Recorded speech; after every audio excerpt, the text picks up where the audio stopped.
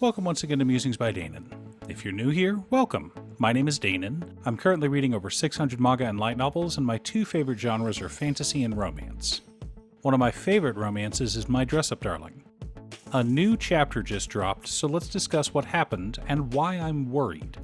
Also, and I know it's annoying to keep hearing this, but statistically if I don't ask you to like and subscribe, the video gets fewer subscribers. Gojo and Kitagawa had a delightful day off with their friends from school. Noah and the gals, the boys from class, a whole host of people that we haven't seen in a while. Kitagawa was too excited to stick to her diet, and we find out that everyone knew Kitagawa was in love with Gojo for a while now. Apparently, Gojo isn't the only one who was bad at hiding his emotions.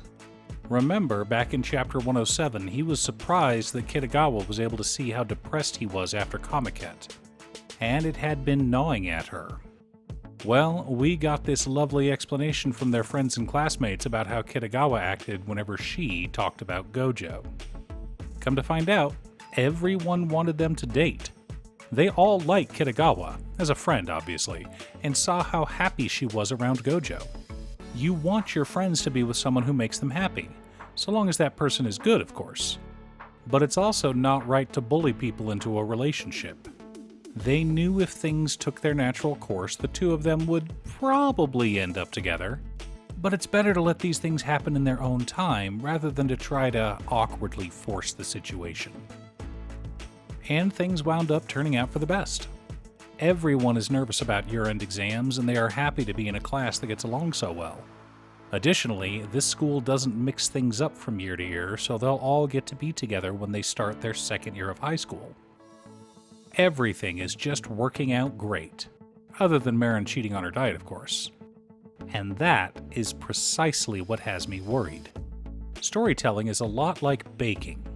You add salt to a cake to make it taste sweeter. Salt is a flavor enhancer, and when it is added to something sweet, it helps to enhance the sweetness. But the reverse is also true. You add salt to something spicy or savory, it makes the food even spicier or even more savory.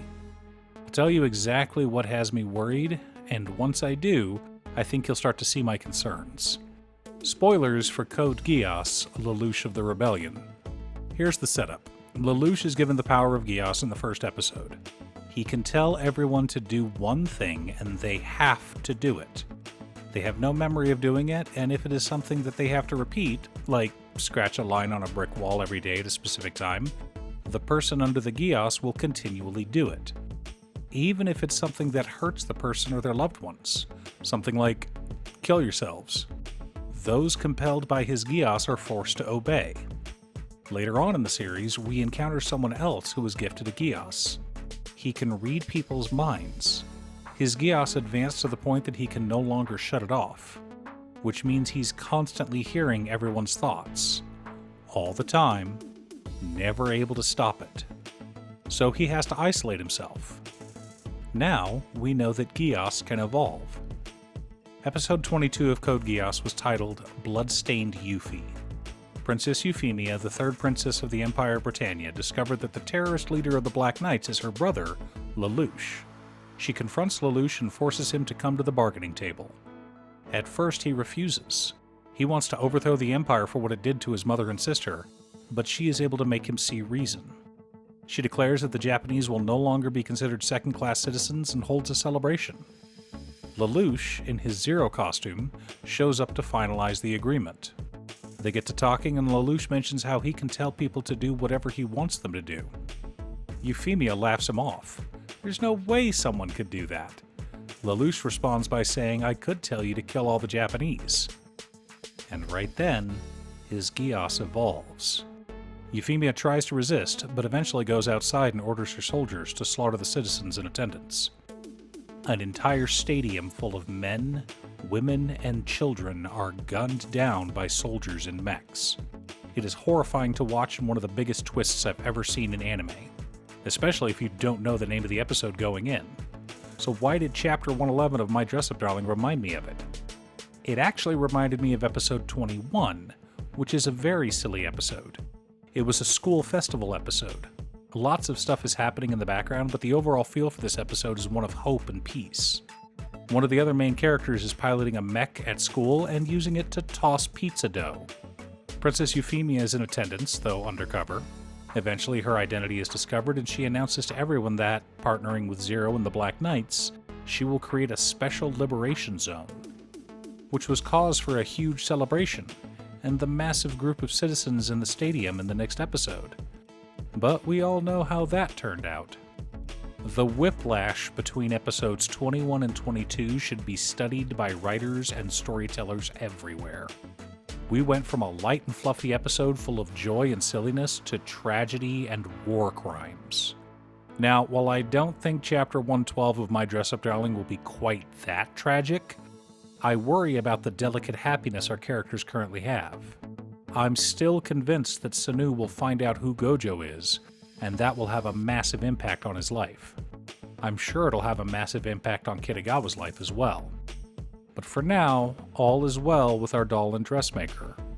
Their friends are all happy for them, they had fun bowling, and they're excited about life. Hopefully that excitement doesn't turn to depression and stress, but who knows what the future holds.